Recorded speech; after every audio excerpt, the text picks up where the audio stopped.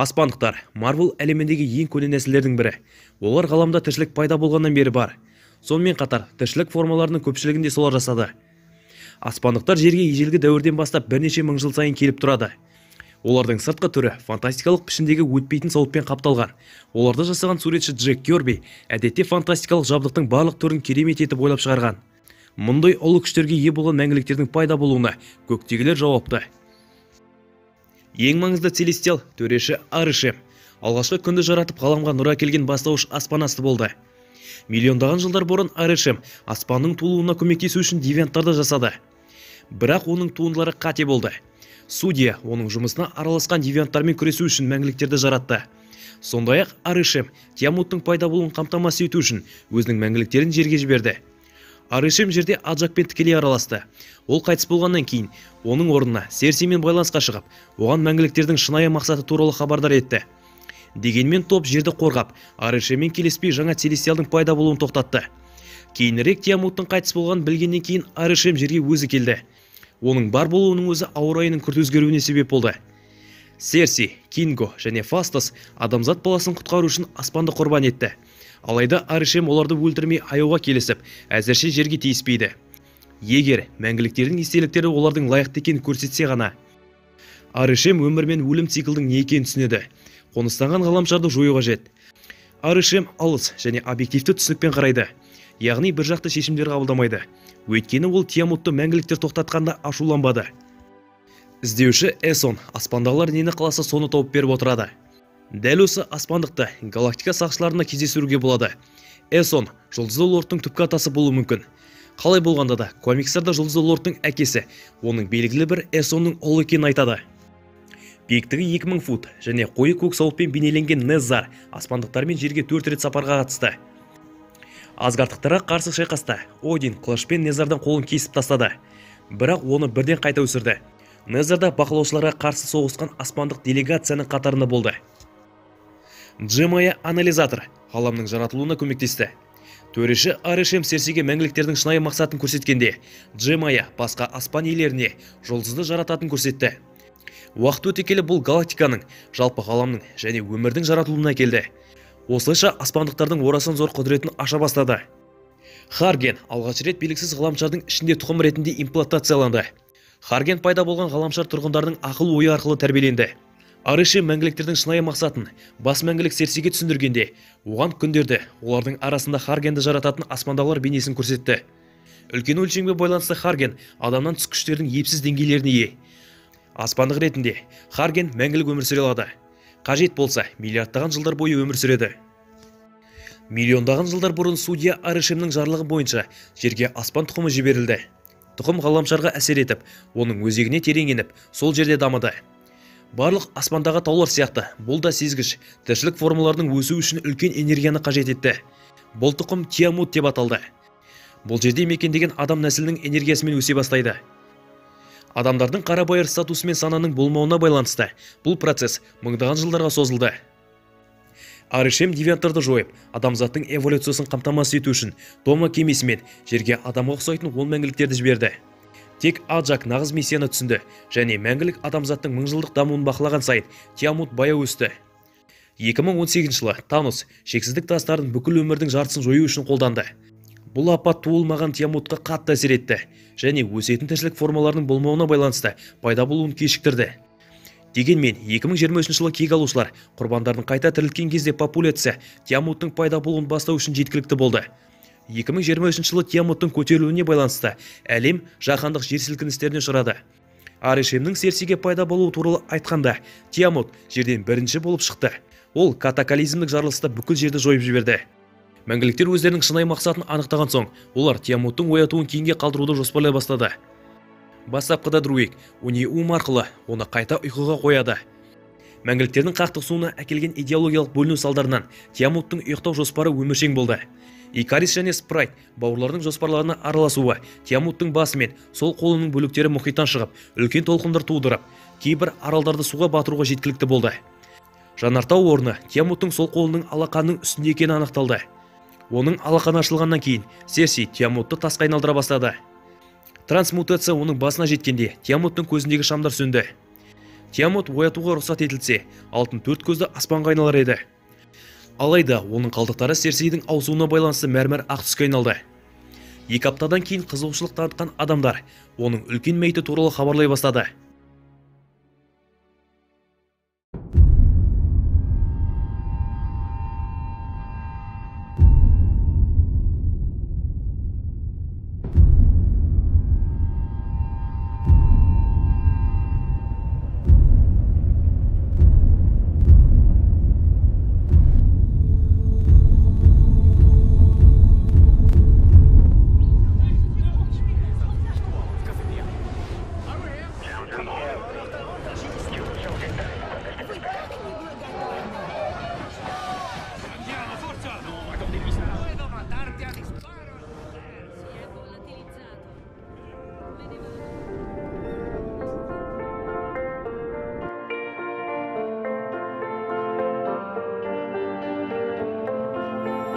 Why does the sun go on shining?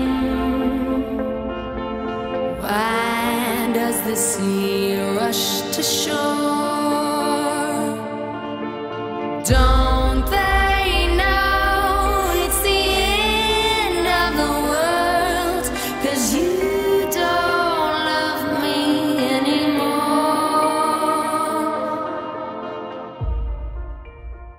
Мәңгіліктер өздерінің миссиясы туралы шындықты білгеннен кейін екі жаққа бөлінді. Кейбіреулері Аришемге адал болып қалды, ал басқалары оған опасыздық жасады. Мәңгіліктер өздерін жерге бір мақсатпен келдік деп сенді. Бірақ кейін олардың жаратушысы Аришемнің ниеті әртүрлі екені белгілі болды. Бәрі де адамзатқа жанашырлық таныта бермейді. Ал кейбіреулері Аришемнің миссиясына адал болып қалды, ал басқалары оны сатып жіберіп, жерді құтқарды. Осы сияқты көптеген миссиялардағы мәңгіліктердің көшбасшысы ретінде Аджак олардың жерге не үшін жіберілгенін басынан бастап білді. Бір кезде Аджак Аришемге адамзаттан ерекше бір нәрсені көргенін айтып, одан бас тартуға тырысты. Бірақ аспан Аджакты тыңдамады. Аджак Икариске өз шындықтарын айтты, және онымен бірге пайда болуды тоқтату үшін қайта жиналуға шақырды. Аджак адамдарды қорғау ұстанымын сақтағандықтан Таносы тоқтату жоспары да болған. Алайда Танос қолын бір шеткенде қалған 5 мәңгілік күлге айналды. 5 жылдан кейін әлем қалпына келген соң қайта жинала бастады. Икарис Аджакты Аришемге опасыздық жасауын тоқтату үшін өлтірді. Сондықтан ол басқа команда мүшелері онымен келісе алатынын ешқашан білмеді. Серси ең жанашыр мәңгілік. Оның адамдармен байланысы олардың жердегі девианттарға қарсы алғашқы шайқастан кейін басталды. Серси жерде өмір сүрген жылдар бойы әртүрлі өркениеттермен бірге өмір сүрді, және басқа мәңгілік сияқты адамдарды түсіне білді. Адамдармен байланысы аспанның пайда болуын тоқтатып, жерді құтқару үшін күресуге итермеледі. Осылайша Аришемге опасыздық жасады. Оның сатқындығы жазасыз қалмайды. Икарис мәңгіліктерге опасыздық жасады, өйткені ол Серсейдің Аджакты өлтірген, және Аришемнің жағында болғанын көрсету үшін осындай іске барды. Икарис өзінің жаратушысына қатты адал болды, және аспанның пайда болуын табиғи тәртіптің бір бөлігі ретінде санады. Өйткені аспансыз ғаламдағы өмір толығымен өзгереді. Икарис Аришемнің жоспарының орындалғанына көз жеткізу үшін шектен шықты. Бұл процесте Аджакты өлтірді. Өйткені ол қалғандарға шындықты айтып, пайда болуды тоқтатуды жоспарлады. Сонымен қатар, қалған мәңгіліктерді Кинго мен Спрайттан басқасын өлтірмек болды. Бірақ сайып келгенде ешқандай нәтиже бермеген шайқастан кейін күнге ұшып өлуді таңдады. Кинго Болливудтың үлкен жұлдызына айналу арқылы адамдармен белсенді араласты. Тіпті адамзатпен байланысы оның пайда болудағы ұстанымын өзгертпеді. Кинго Тиамуттың дүниеге келуіне рұқсат беруді жаман емес, дұрыс деп санайды. Өйткені олар аспанның өсуіне көмектеседі. Осылайша бүкіл галактикада өмір кеңейеді. Кинго адамдарды жақсы көреді, бірақ олармен бірге аспан әлемінің толуын тоқтатуға қақым жоқ деп санайды. Икаристен айырмашылығы өзінің мәңгілік достарымен соғыспады. Бұған қоса Кинго әрқашан Икаристі команданың басшысы ретінде көрді. Сондықтан Кингоның қолдауы таңғалатын нәрсе емес. Фастостың адамзатқа деген сенімі, оның технологиясы, соғыстар мен басқа да адамдарды өлтіру үшін қолданғанда бұзылды. Бірақ күйеуімен кездесіп, онымен отбасын құрған кезде оның сенімі қалпына келді. Фастос бастапқыда Тиамуттың тулуын тоқтатуға қатысқысы келмеді, бірақ отбасын тастап кетуге қарсы. Жерді құтқару үшін аспанның пайда болуын тоқтатуға мүмкіндік беретін жоспарды ойлап тапты. Тена мәңгіліктердің арқасында естеліктердің үлкен көлемінің нәтижесінде пайда болатын Махт Вайри деп аталатын психологиялық ауруға шалдыққан мәңгіліктердің мүшесі болды. Бұл Тенаның өткен апатты жағдайларды есте түсіруге мәжбүр етті. Сондықтан Тена аспанның пайда болуы қаншалықты қорқынышты болатын көзге елестете білді. Сол үшін жерді құртуға жол бермеді. Ол Икаристі тоқтату үшін Фастос, Маккари және Друидмен бірге шайқасты. Және ол девианттардың жетекшісі Кроны өлтірген адам. Гилгамеш, өкінішке орай мәңгіліктер, олардың шығу тегі мен мақсаты туралы шындықты біліп алған соң, көп ұзамай қаза болды. Гилгамеш бүкіл ғаламды жоюға бел байлаған жоқ. Гилгамештің Тенамен байланысы және оның барлық жатты тазарту нәтижесінде көмектесуге көбірек мотивация тапты. Тенаны қорғау кезінде оны Кро өлтірді. Спрайт адамдармен күрделі қарым-қатынаста болды. Балаға ұқсайтын жалғыз мәңгілік болғандықтан Спрайт басқаларға ренжіді. Спрайт та Икариске ғашық болды. Бұл оның Серсиге деген қызғанышын арттырды. Сондықтан ол Икаристің жағына шықты. Осы сезімдердің барлығы және оның жердегі жалпы тәрбиесі оның адамдар арасында өмір сүруге деген жеккөрініш сезімін тудырды. Сондықтан Аришемнің жағында болды. Друидтің анықтаушы күштері психологиялық манипуляция, емдену және телепатия болып табылады. Сондықтан ол соғыстарды оңай тоқтатып, адамдарды бейбіт өмір сүруге жетелейтіндіктен, олардың адами қақтығыстарына неге араласпайтынына үнемі сұрақ қояды. Друид ешқашан адамдардың бір-бірін жойғанын қаламаған және адамзат өзін өзі құртып жіберетінін қатты түсінген. Сондықтан Друид өзінің күштерін оларға көмектесу үшін пайдаланғысы келді. Бұл Аджакпен көптеген келіспеушілікке және оның командадан кетуіне әкелді. Бастапқыда Друид Тиамутты ұйықтатпақ болды, бірақ Икарис бөгет жасады. Оның орнына Икарис пен Спрайттан өзінің әріптестерін қорғады. Маккари таныстырылған мәңгіліктердің соңғысы. Өйткені ол домада ғасырлар бойы кітаптар, жәдігерлер жинап, үйіне қайтуды күтті. Олардың шығу тегі мен миссиясы туралы шындықты білгенде Маккари ренжіді. Бірақ ол еш ойланбастан Серси, Друид, Фастос және Тенаның жағына шықты. Өкінішке орай, Маккаридің экранға шығу уақыты аз болды. Десе де Маккари Икариске қарсы күресу кезінде үлкен көмек көрсетті. Оскар сыйлығының иегері Хлоя Чжао түсірген мәңгіліктер атты титулдық топты таныстырды. Олар аспандық Аришем жасаған зұлым әріптестері девианттарды қорғау үшін жерге жіберілген бөтен нәсіл. Мәңгіліктер Аришемнен үйге қайту белгісін күтіп, жер бетінде қалды. Және олар адамзаттың алға жылжуына көмектесті. Бірақ олардың қақтығыстарына араласуға рұқсат етпеді. Уақыт өте келе мәңгіліктердің жолдары бөлініп, ұзақ жылдар бойы бөлек өмір сүрді. Девианттар жерге оралғанда қайта қосылуға мәжбүр болды. Тапсырма орындалғаннан кейін жақсылық күштерінің өкілдері соған қарамастан Олимпиясына қайта ұшпай адамдар арасында өмір сүруге шешім қабылдайды. Мыңдаған жылдар бойы олар эволюциялық процесті бірте-бірте бақылап отырды. Кек алушылар Таносты жеңгеннен кейін көп ұзамай Аджак команданы қайта жинады. Жер шарында девианттар қайтадан белсенді бола бастады. Оның үстінде мәңгіліктердің миссиясы бұл құбыжықтарды жоюмен ғана шектелмейді. Оларды жерге жіберген аспан құдайы Аришем жасырын ойын ойнайды. Әйтсе де, жаңғырған пешкаға ұқсайтын басы бар бұл алпауыттың ой-пікірінің тазалығына көрермендер басынан бері күмән келтірді. Мәңгіліктерді мыңдаған жылдар бұрын аспандық целестиялар жасады. Жерге барғаннан кейін адам ДНК-сымен тәжірибе жасап, аспандықтар адамзаттың екі тармағын мәңгіліктер мен девианттарда жасады.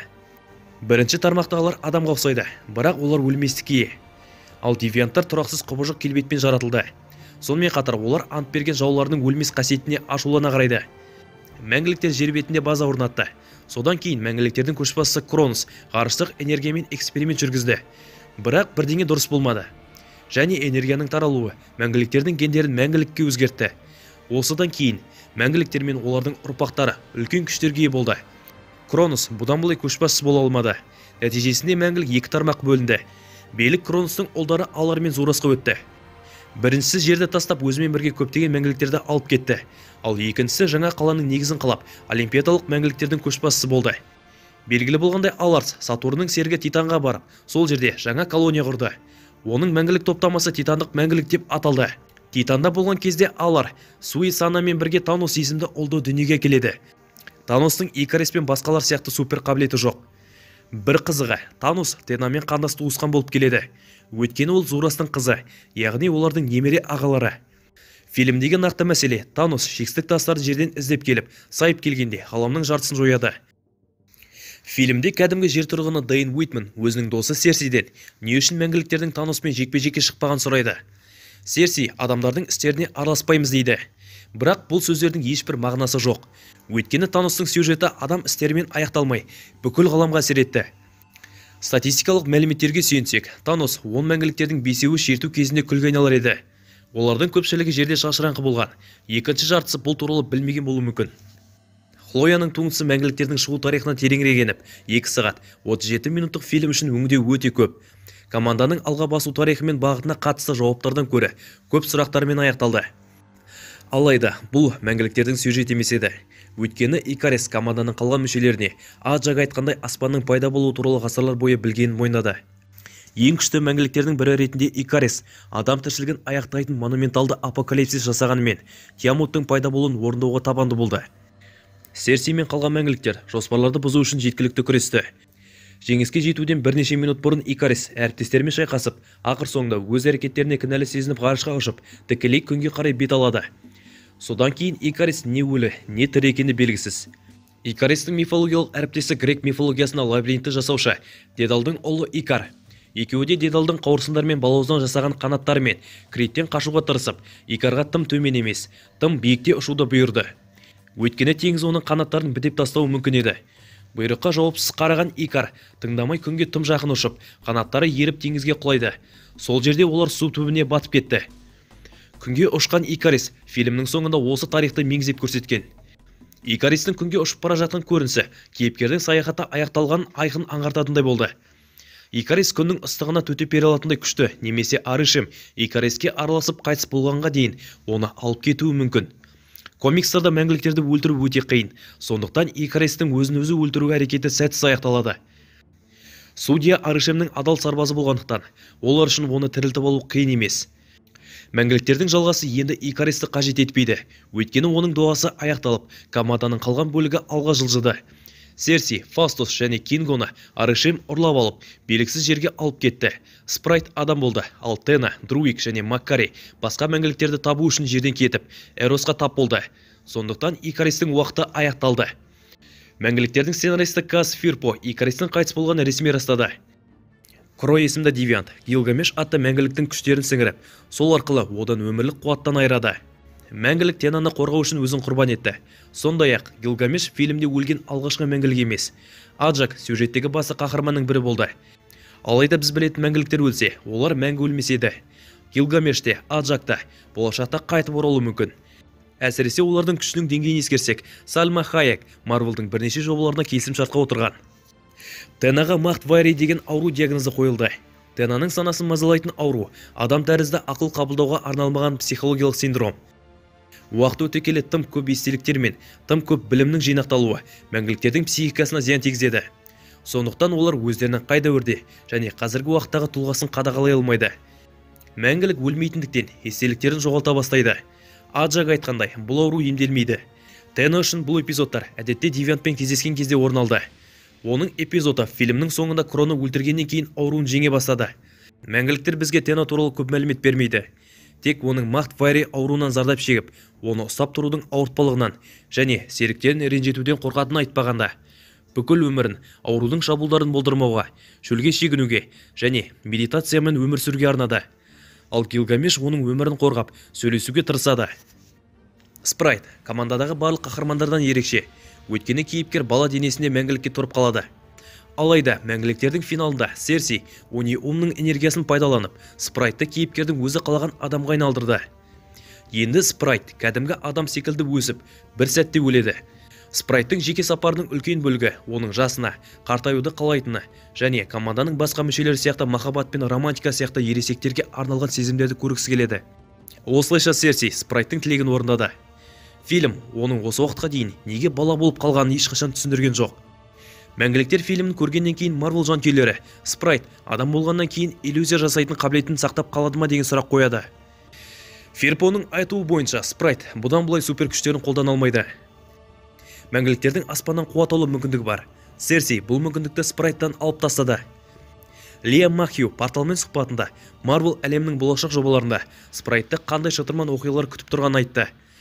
Актриса кейіпкердің міндетті түрде Дэймен біргетінін атап өтті. Оның айтуынша Спрайт Серсидің арқасында кейіпкермен дос болып, онымен байланысын үзбейді. Серси, Фастус және Кингоны Арышем ұрлап әкетті. Жоспар бойынша Спрайт Кингомен бірге тұру керек еді. Дегенмен мәңгіліктер екіде, достары жоғалып кеткеннен кейін Спрайт жағдайды бірге шешу үшін Дэйнмен кездеседі. Жоспар бойынша Друик ұйықтап жатқан аспандық Тиамуттың көбірек демалу үшін басқаруды ойластырғанмен сәтсіз болды. Тиамут ғаламшардан шығып, тасқа айналды ма, мәңгі мұз болып қатты ма, ол жағы анық айтылмаған. Ғаламшар жарылып кетпесе де, неге үнді мұхитының жанында цунами тудыратын сейсмикалық әрекеттерден бастап, ғаламның өзегінен балқыған лабаға дейін табиғи апаттар көп болмады. Көптеген таулардың қалыптасуына жылдар қажет, ал Тиамуттың қолы мен басы 1 сағаттан аз уақыт ішінде 1 мильдан астам биіктікке көтерілді. Ал кейбіреулері суасты патшалығы зардап шеккен болуы мүмкін деп санайды. Тиамуттың оқиғасы Қара Қаблан Ваканда мәңгілік бөлімінде жалғасуы мүмкін. Суасты проблемасы Атлантида патшасы Немордың келуіне жол ашатын керемет идея болар еді.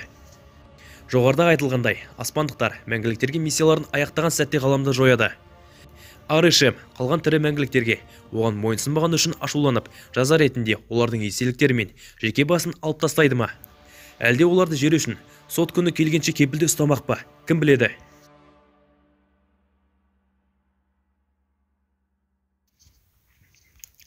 Мәңгіліктерге қойылған сұрақтар бұнымен біткен жоқ. Жалпы есеппен алғанда шоуды қарайтын көрермендер бейнені соңына дейін көрмейді. Сондықтан бұны әрі қарай жалғастырмай екінші бөлімге қалдырайын.